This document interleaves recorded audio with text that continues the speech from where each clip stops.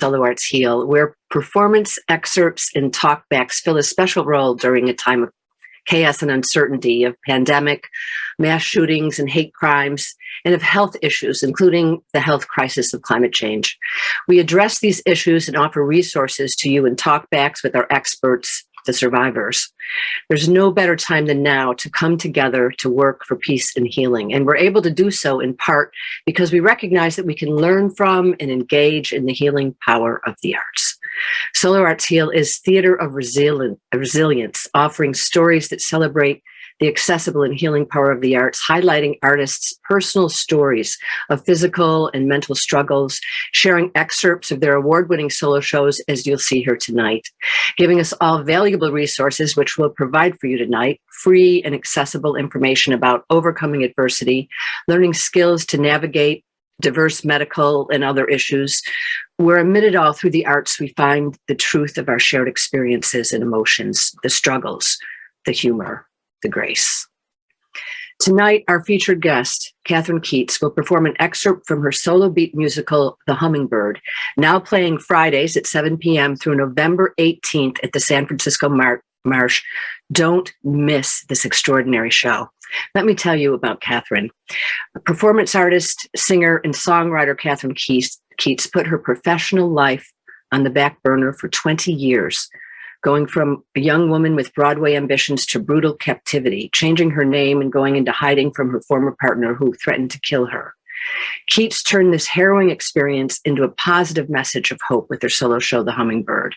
Developed as a multicast show at Berkeley's Repertory's ground floor, then Kathryn, a singer, discovered director David Ford, and The Hummingbird became a solo beat musical under Ford's tutelage and direction. The show won Best Solo Musical at Marshstream International Solo Fest 2020. Before going into hiding, Keats spent her life in theater and showbiz. She is happy to be back writing plays and doing music. And we're so happy she's here tonight. She will join us after for a talkback. But now, ladies and gentlemen, please join me in welcoming to the screen with an excerpt from her show, The Hummingbird, Kathryn Keats.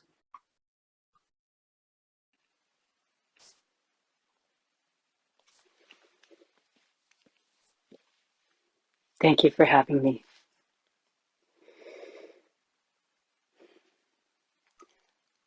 I don't want to discuss this.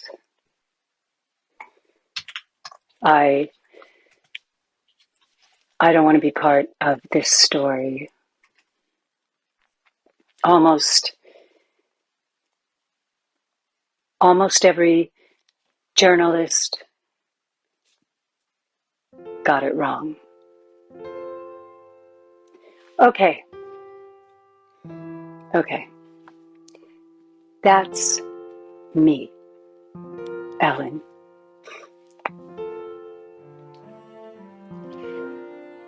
And my teacher. At my weekly voice lesson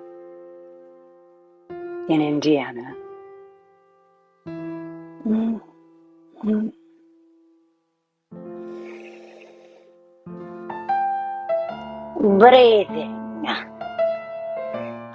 Breathing.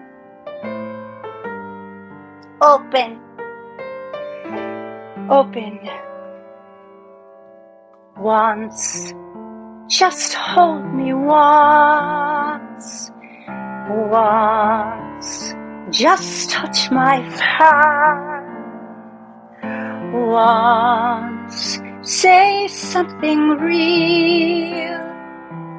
Once. Say it so clear. Better. And let me know that I am dear. Better. Once. Just tell me now. Be better. That you stay. Once. Speak out of turn. For once I just might learn what it is like to really love. I think it's time I go to New York, sing the fucking song, and spoke the truth to you. Oh, you would surely understand, yes, that I'm the one who cannot feel it when you cautiously reach out your hand. I keep saying that it's you, not me, who cannot share another's dream. I think it's time you go to New York. I'm going to New York. I'm going to New York. Go, Ellen. Just go. I'm going to New York. I'm going. Highway 41, and if you've ever been there, you know that a semi would whack the top of your brain right off if you twerked at the pedal crossing the double yellow. But I knew how to handle whips and wines and got out of there with them corn tops waving goodbye. Hey, I'm Ellen. I just got here from Indiana. I'm going to audition for you. If I were brave and spoke the truth to you, oh, you would surely understand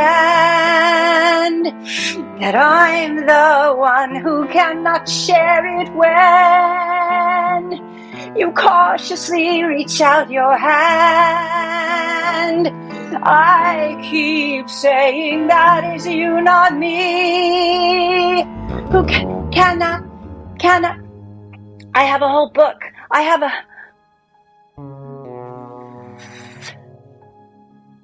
Ellen, right? Yeah.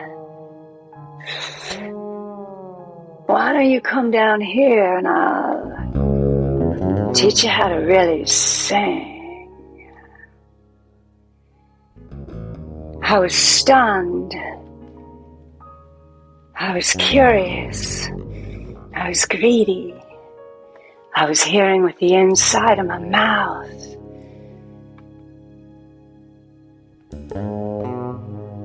Hey, hey, hey. Yeah, yeah, yeah, yeah.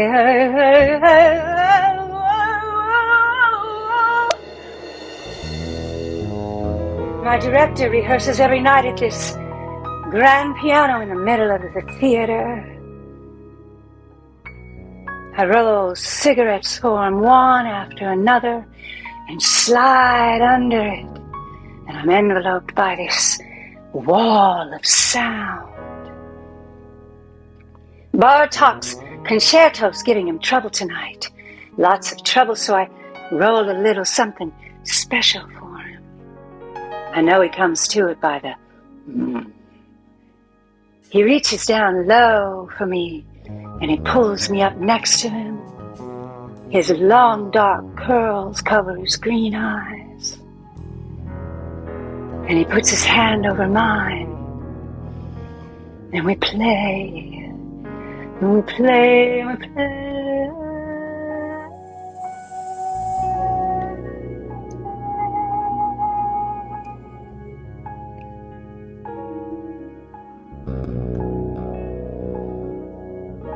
The first kiss is always the best kiss. The first kiss is always the best kiss.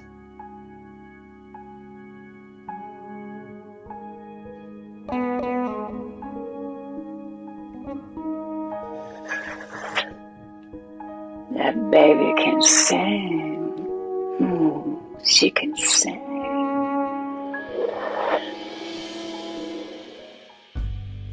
I worked my whole life to be seen. And then this person comes along who has this reputation for being able to see truth and talent. And he tells me I'm the one he wants as his muse, as his own. And he says, there's more to me than people said there could ever be, that there's more to me than me. And he says I'm magic. And he makes love to the parts of me that are lonely and afraid.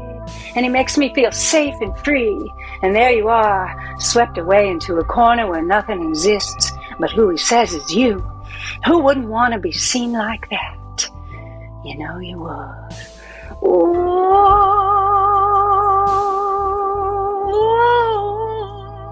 you know you would. You know you would.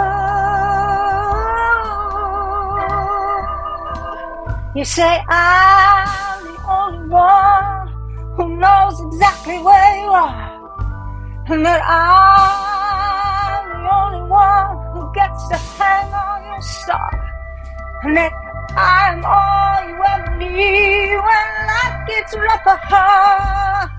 Oh, I won't be seen like that. You know you would. Oh, I won't be seen as a magical. You know you would. Oh, I won't be seen as mystical. You know you would. You make the ache in my bones feel incredible. You make me feel like I am irreplaceable. I never met a man so commendable. Baby, can we take that 6 a.m. walk and get them donut holes before they're all gone? Baby, your eyes are so big, I can see elephants in them. Who wouldn't want to be seen like that? You know you would. You know you would. Don't lie to me. You know you would. You know you would. You know you would. You know you would. This is our studio apartment in New York City. Ain't it pretty? We got Wednesday Garbage Day, Chamberlain Tears, old sister typewriter, Frederica Astaire, feeding us words when we're too high to care. We got roaches we name 'cause we gave up hating them. Paintings by Van Gogh, but he's the one creating them. We're writing music and philosophy, busting through hypocrisy. I'm a revolutionary. I'm 18 and he's 33. That's when Jesus was crucified. I don't know nothing about Jesus, but he does. Hey, baby, this is from our show. You want to hear it? I do. All right, baby. We are the stars. We are the stars, yeah. We are the children of morning, yeah. We are the eyes watching up high. We are the God. Hello? Yo, this is Joey, and I'm calling from the biggest agent in the world. And the biggest agent in the world wants to see you both tomorrow about your show. Don't be late, 'cause he don't wait. Oh my God, it's the biggest agent in the world. Hi, Joey. He's ready for you. He's ready for you. Oh my God, my little singer. You're the peach in my cobbler. And you, Mr. Composer, you are going somewhere. Joey, give me that one contract. One contract? Well, I wanted him and you. Now I just want you. What are you gonna do? Well, if you don't want him, you don't get me. My little singer, that's a shame. Welcome to New York. Next! Let me take you back if you lost your way, left your mind, got behind. Those two were bound together since the first note hit the piano, and some son of a bitch agent was never going to take that from them. So they did what any good New York showbiz couple does. They went to work. He left his wife for me. She left her life for me. And he's my everything, and she's my grenadine. He's my medallion, I'm a sage. I never thought twice about his age. This is love. Why? Why is everything? Why is everything so fucked up? Can you answer me that one? It seems like everything is only getting more and more fucked up. Eggheads, poets, dreamers try to tell us what's true. But why should we listen to them any more than we're to listen to you? Boo-hoo. What are we to do? Everything is still fucked up. And then I'm gonna do a little Fosse and a little Bennett, a little Bennett, and then I'm gonna pirouette. That's right, baby. You do a little pirouette, baby. That's right. And then we're gonna play a little automatic writing. Okay, I don't know what that is. We're gonna just let them like talk through you, baby. They're gonna talk through you like the rain and the windows turning into like mountains. Okay, and then we're gonna have you sit down, baby. Just sit down, baby. Okay, sit the fuck down, baby. Why don't you sit down, baby? Why don't you sit down? Why don't you fucking tell them what you... Sit down, baby. Why don't you sit down and tell them what you fucking told me the other day? Sit down, baby. Just sit the fuck down and tell them what you... Baby, tell them to stop fucking talking to me, baby. Why don't you tell them to stop fucking talking in my head, baby? I need to ask you, is there something wrong with your fucking mind, baby? Is there something wrong with your right? What I'm fucking telling you, right? Fucking telling you, what you fucking tell you. Sit down. Sit the fuck down and shut the fuck up. Just sit down. Sit the fuck down and shut the fuck up. And write what I fucking told you, baby. Just write what I fucking told you, baby. Sit down. I'm telling you, fucking write. I'm writing it. I'm writing it. I'm writing it. I'm writing it. I was a witch. I was a witch. My name was Tina Martine, and I was burning this day. I'm writing it. I'm writing it. Right, baby. That's fucking right, baby. Because a muse is a muse. Is a muse. And she do what she do. That's right. That's fucking right, baby.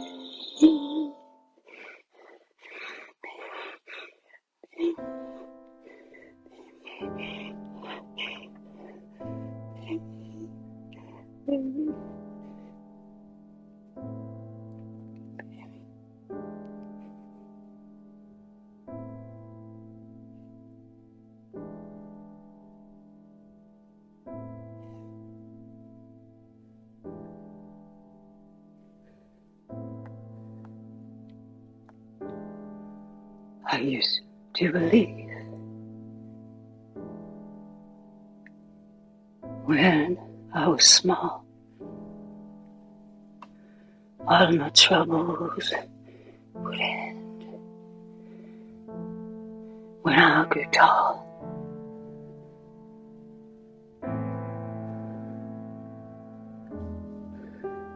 now I'm grown. Childhood is done. Seems my troubles have just begun. I'm trying so very hard just to be on my own. You know it's not easy. Life has a way leaving us all alone.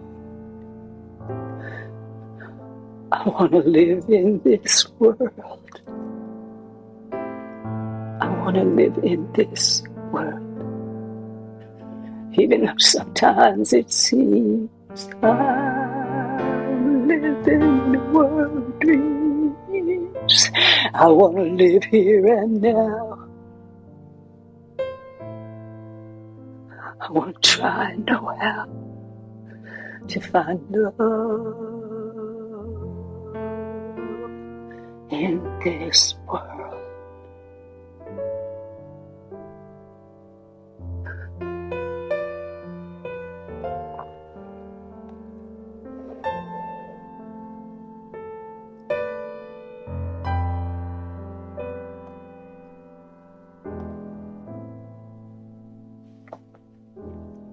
I try to be good.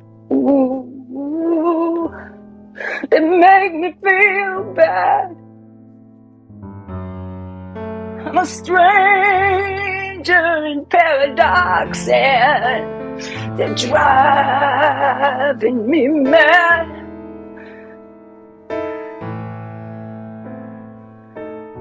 They make me feel weak.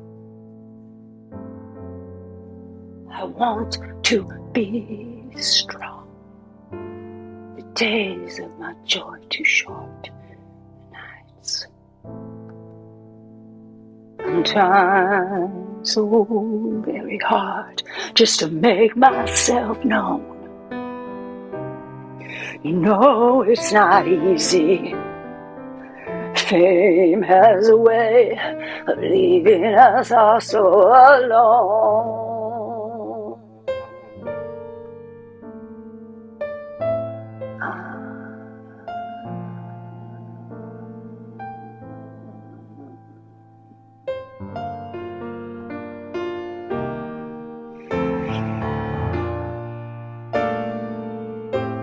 I wanna live in this world. Hey, I wanna live in this world. Even though sometimes it seems I'm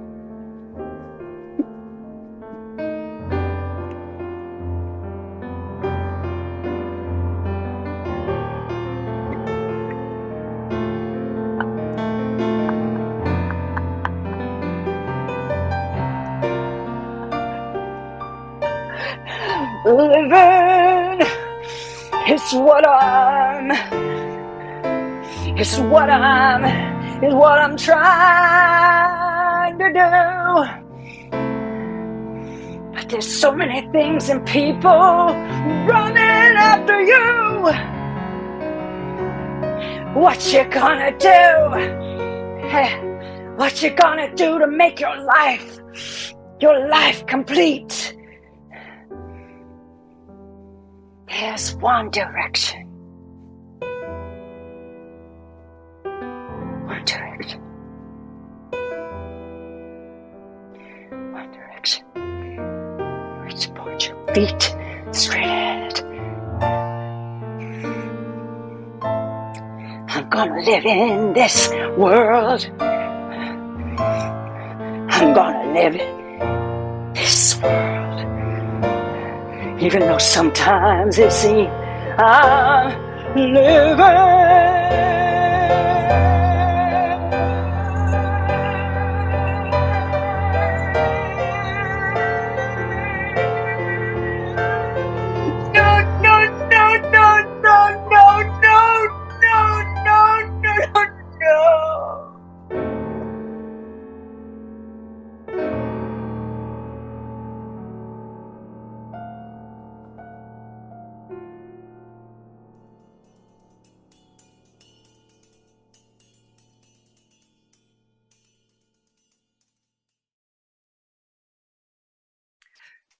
Thank you, Kathryn. Well, she gets her breath. I need to get mine. It's very, very moving. Your show is filled with such compassion and while addressing such critical subjects, love, obsession, mental illness, Stockholm Syndrome. We're going to talk about these in a moment when Kathryn rejoins us. I would like to take a quick moment in the meantime to remind the audience that posted in the chat is the tip jar. And we bring these shows to you free of charge, but appreciate your support for the Marsh and her performers. So any support you're able to give is much appreciated. And also we encourage your questions and comments. You can post those in the chat. We'll answer as many as we can. Our producer, Brianna, will help us keep an eye on that, whether you're on Zoom or YouTube. And Kathryn will join us when she's ready. I saw her show the other night, such an amazing performance.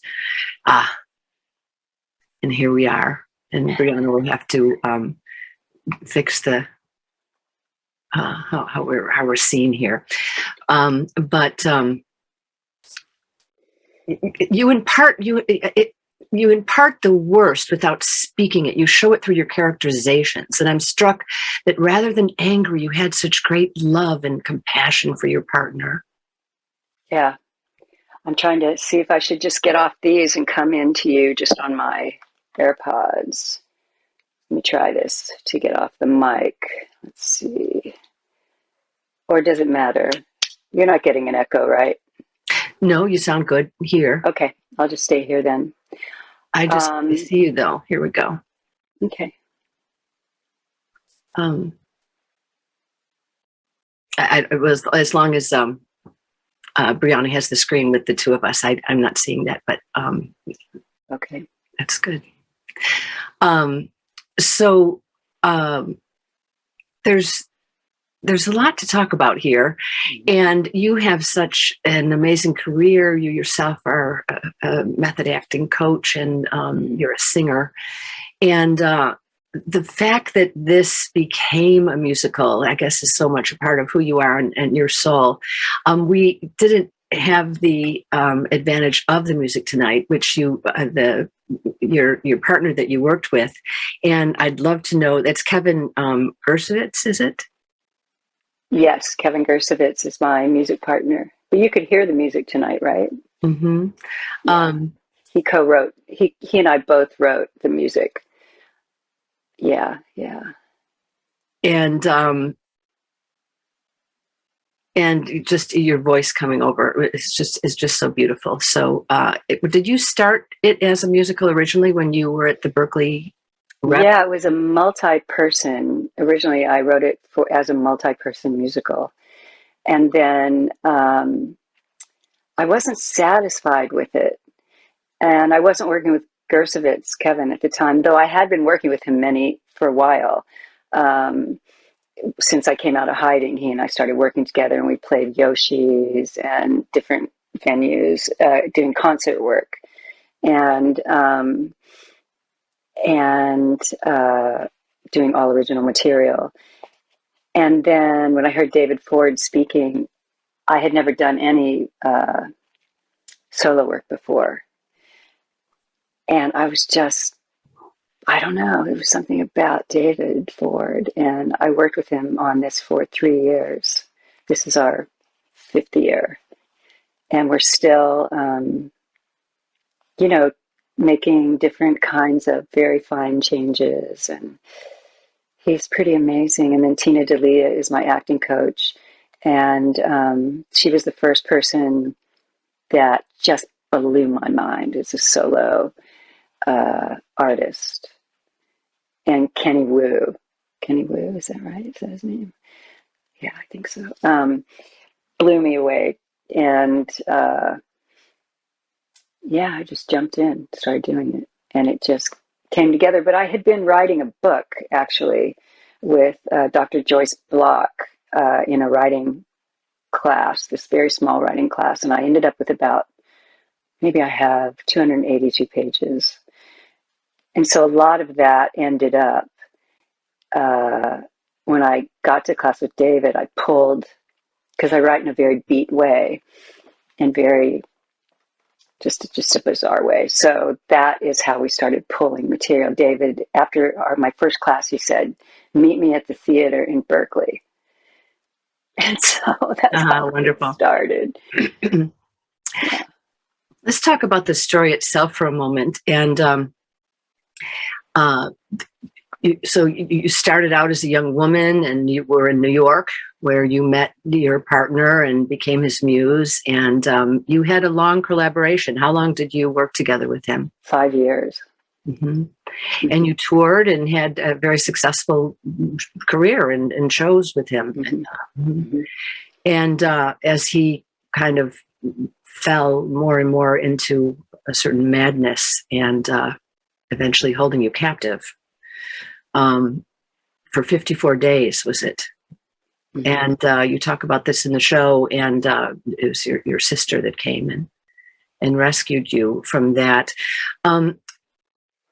You know, the Stockholm syndrome, this is something that came up the other night in the talk back when I saw your show.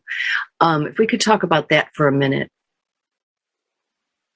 You had said that you had the Stockholm syndrome. Sure. Tell us about that. Yeah, what I answered with that, because I don't think we talk too much about that, especially in the United States. There's a lot of controversy about it. What my answer to that was, well, I wrote a show. I think I'm still working through that. And Stockholm is such a difficult and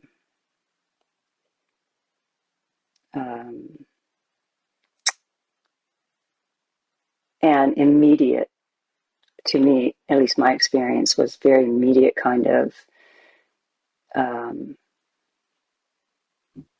illness to have, in that it hit me very quickly in the relationship, because first of all, it had always been a pattern for me to become very obsessed with people. And but I didn't know that, But so in this relationship, once he became really ill, and I was in a situation where I could not get out, I really did everything that I needed to do to appease him and not get killed. So I wasn't thinking I wasn't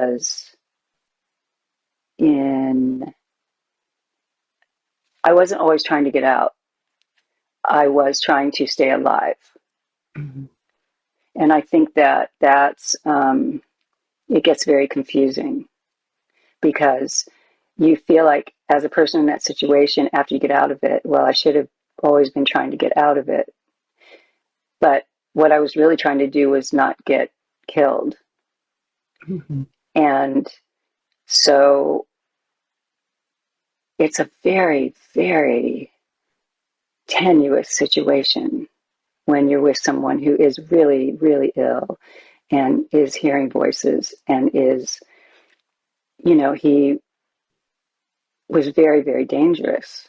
Mm-hmm. So I was aware of the danger I was in, and I was aware that my life was at risk. But I was also in love with him and had empathy and compassion and wanted him to not be sick. So all of that was playing at the same time. Mm-hmm. I think a lot of... I'm sorry. No, please. The Stockholm syndrome, if people aren't familiar with, the abuser really bonding with the abused, or the abused being bonding with the abuser, I should say it the other way around. And the trauma that comes with, where they say that you form trust and dependency, and then the criticism starts coming, and the manipulation and gaslighting, and you kind of have a loss of self because you're so into the other person, and that's really out of love, but also out of being manipulated. It's like addiction to a cycle. I definitely lost all of myself. I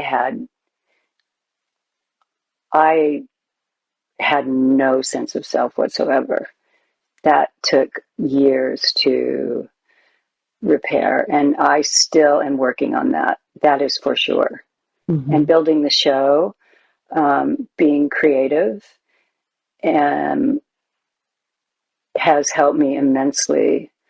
I've been on panels talking about how the creative process, any creative process, anything a person can do creatively, putting pencil to the page, writing, anything, doing crayoning, anything can help begin repairing the broken self, because it's a form of expression.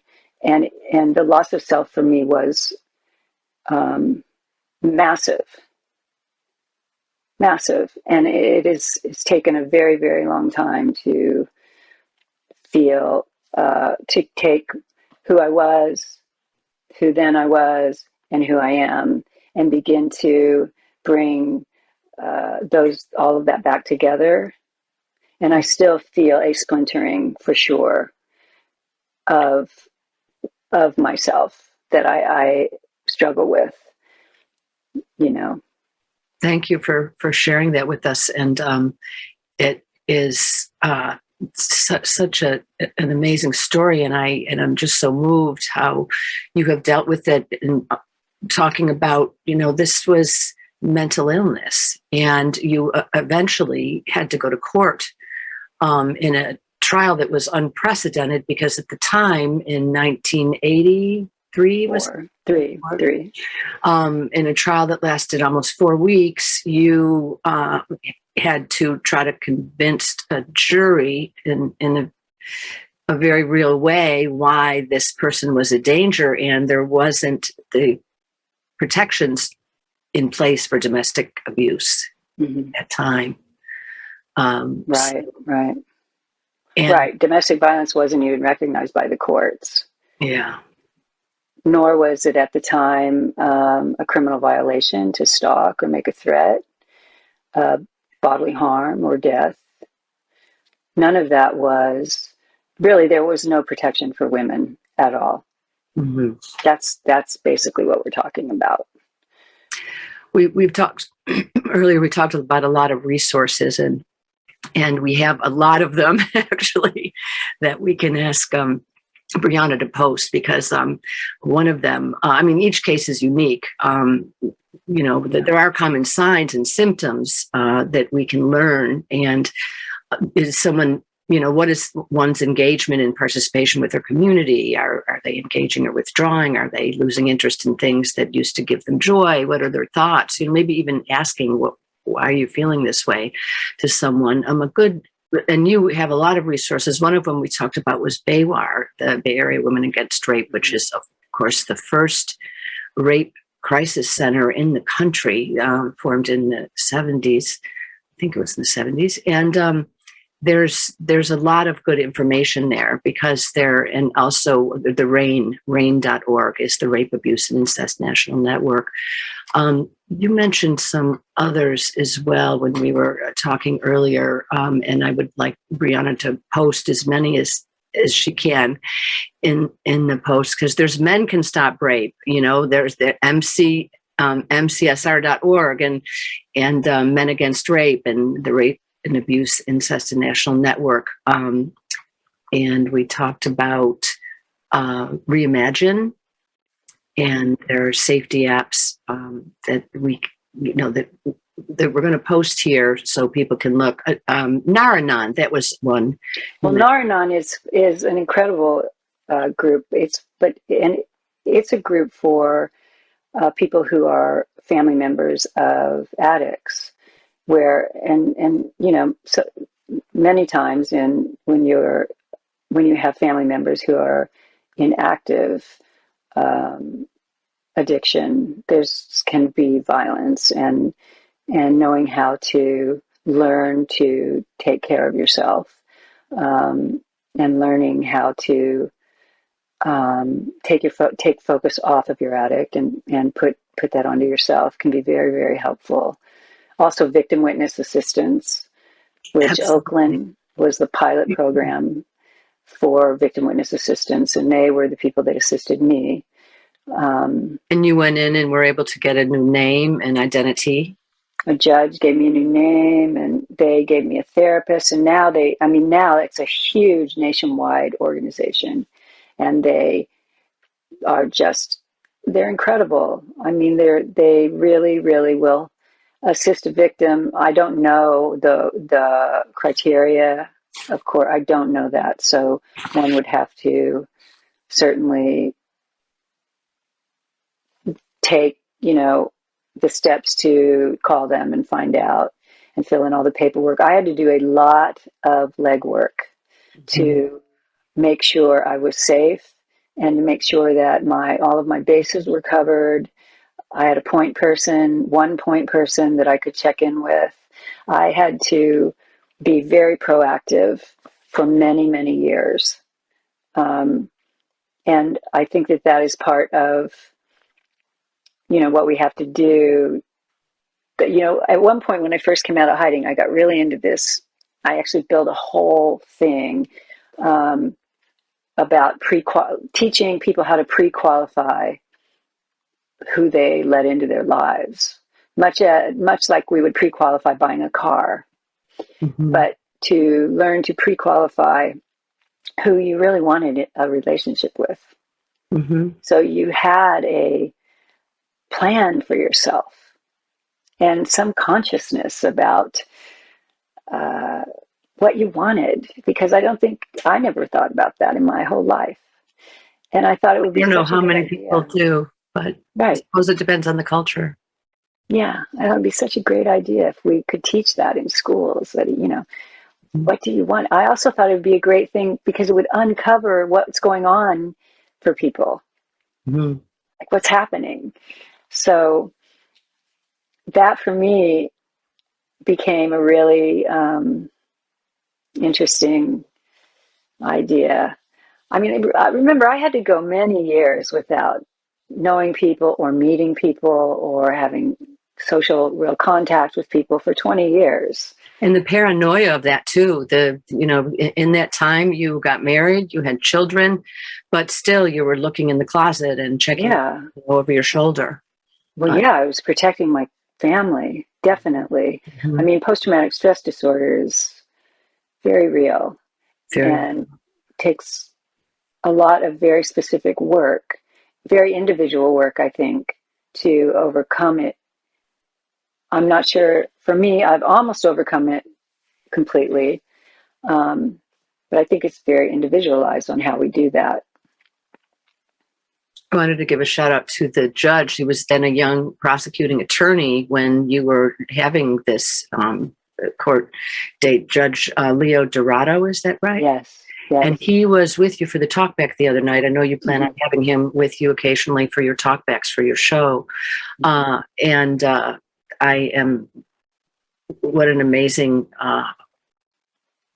man that you were able to have, and to be able to set the precedents that we all kind of stand on after that. I'm really grateful to you and to him that you could lead the way for that in situations that right now, certainly under the pandemic, have, it's just through the roof in terms of domestic violence and the worst happening in the homes, especially for women and girls, where they should be the safest, in their own homes. Yes. I really want to be able to be of service in any way. So I know that you've offered people in the medical fields. Why don't you tell us about that? Tickets to your show, because you are so dedicated to being of service and providing these resources to people.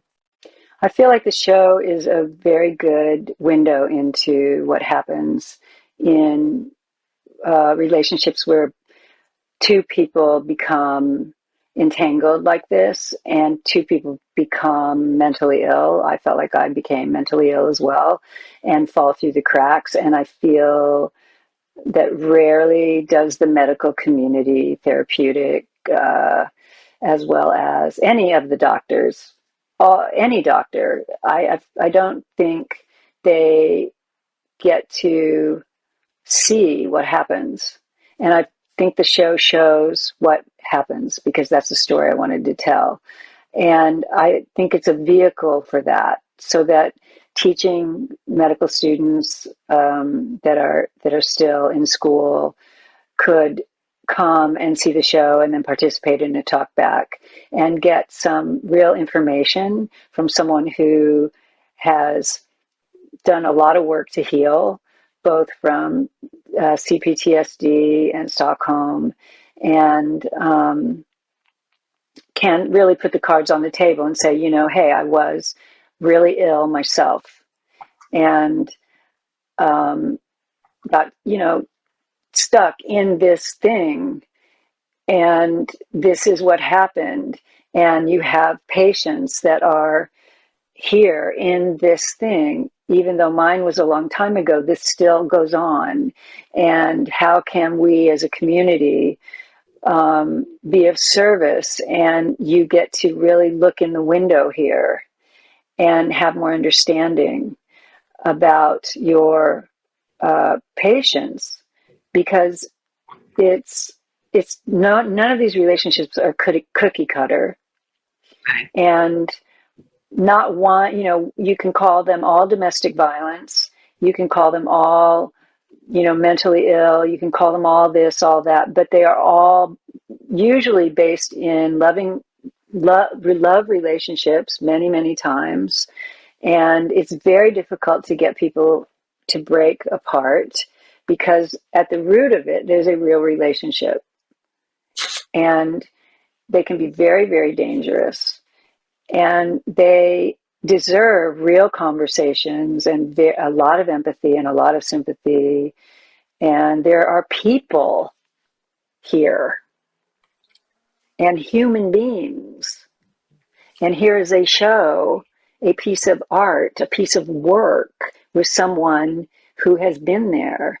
And the narrative medicine, narrative therapy, medical community can see it and talk about it. Mm-hmm. And it's an hour of their time.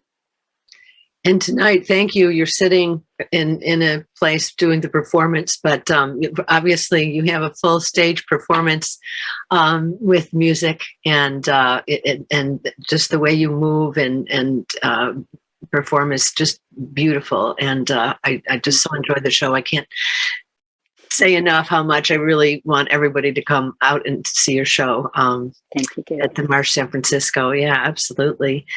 Thank you to the Marsh for making it available. I appreciate it so much. And also, not to mention, the Marsh developed over 18 months during the pandemic. Every week we would all meet and develop and develop and develop and develop and develop. So it's been pretty extraordinary. Built-in support group in the best possible way. Mm-hmm. Mm-hmm. So you do a lot. You have a podcast. Tell us about that. I don't have a podcast, but I participate on podcasts. In your podcast. So I participated a couple of weeks ago on Grief Dialogues, which is Elizabeth Copeland's podcast and Hallie Williams' podcast. And then I recently was on a panel with Reimagine, which is just a very active, incredible, podcast. And I've done a lot of keynote speaking to carry the message with different domestic violence groups and the YWCA, just to really move the message forward to really the message is nothing's insurmountable, and everyone can move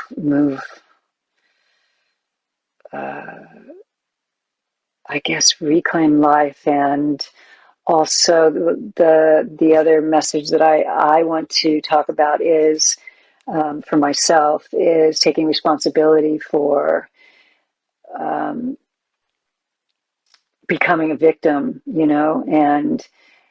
and what brought me there, and what I needed to do to heal and move myself out of not being able to move forward.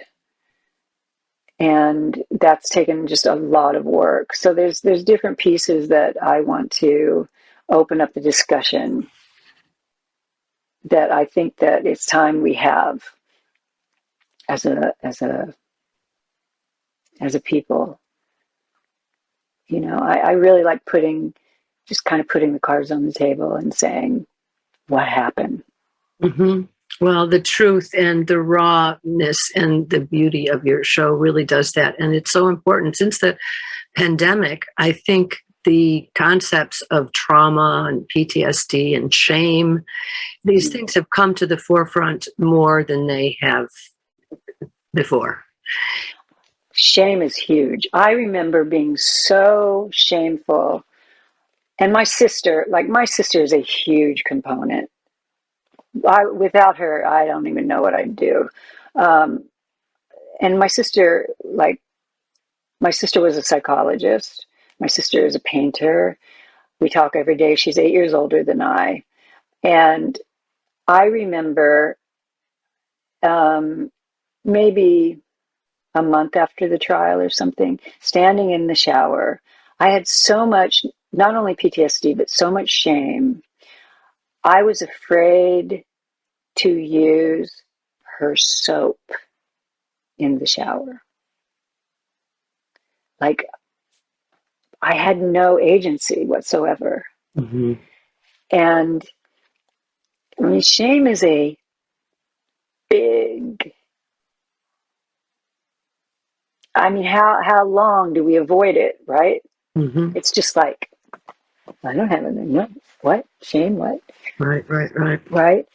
Um, it's major. It's a major thing Mm-hmm. to the disappointment and the shame and how did I get there and what did I do? And, my father Why did saw I me in do that? trial every day. Mm-hmm. Mm-hmm. He was he was with Leo. I mean, it was major. So yeah, that's a great word to bring up. Mm-hmm. I think so, because No shame in shame. no shame, shame. Thanks for saying that, because it's true. There's so many reasons for people have shame, Yeah. and how do we work through that, and the things society tells us, and the things we tell ourselves, and the things wherever it may come from.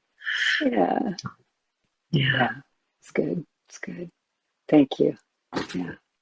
Yeah, well, thank you. Yeah. And you have stories too. Tell us about some of your writing and stories and your other work that you're doing. You're always working toward this end, and this good work that you're doing and helping people understand about mental illness and about these issues that are so crucial for us all today, I think.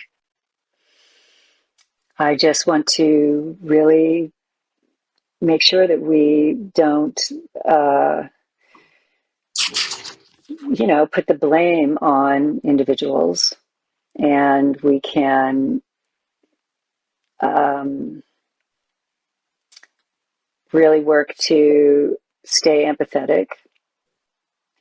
I mean, you started the conversation saying that I don't blame the partner that I was with, and I don't.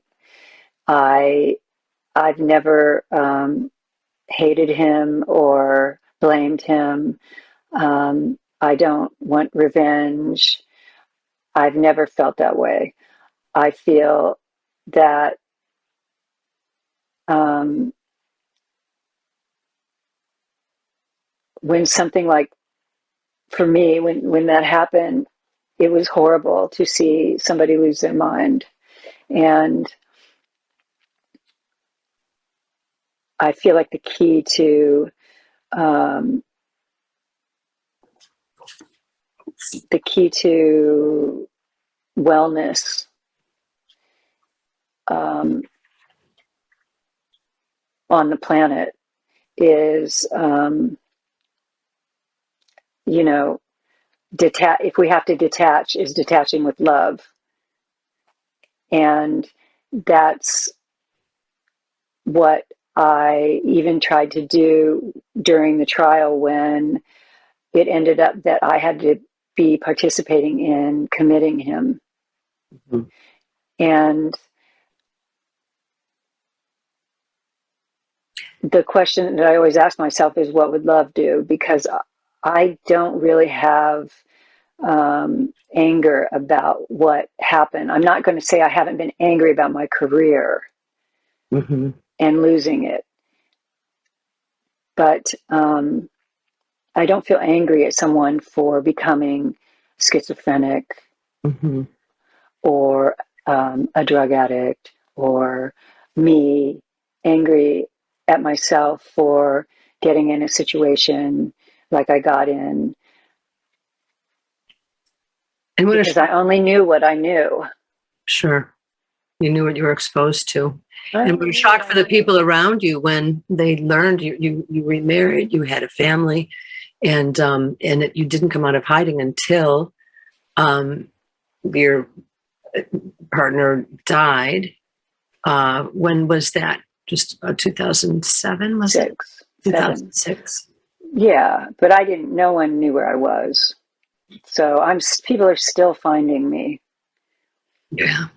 Yeah, which is very interesting. Yeah.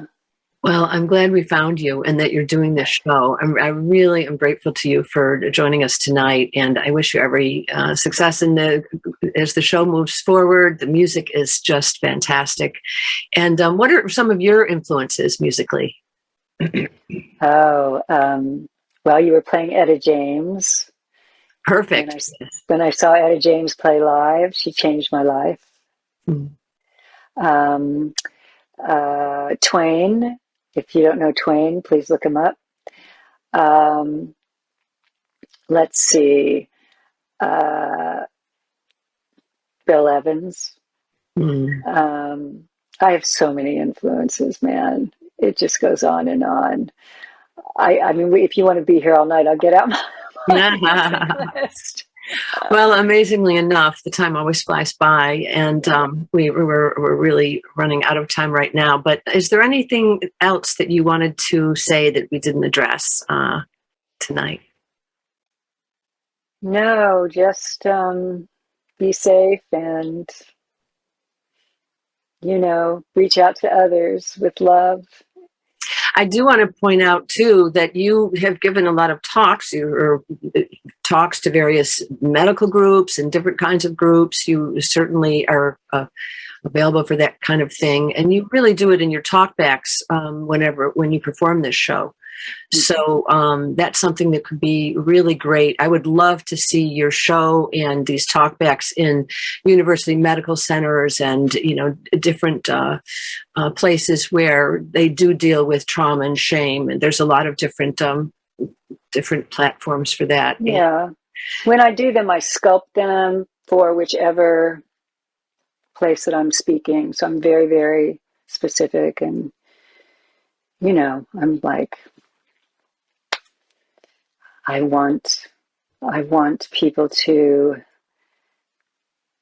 I want people to heal very, very much. Mm-hmm. And to I want to be of service. I want this story to be of service. That's really what I want. Well, I know it will resonate with a lot of people. So, Kathryn, a very special thank you to you for your tonight's featured presentation of Hummingbird. You're welcome. Thank and you. Everyone, remember, you can see her show live Fridays at 7 p.m. at the Marsh, San Francisco through November 18th. And you can find out more at her website. We have a lot of things posted in the chat and a lot of resources. So things to take advantage of. And I also want to say next week, don't miss Ann Can's Always Fabulous shows featuring diverse artists from Ann Can's virtual peer-to-peer medical support platform hosted by the incomparable Rick Davis.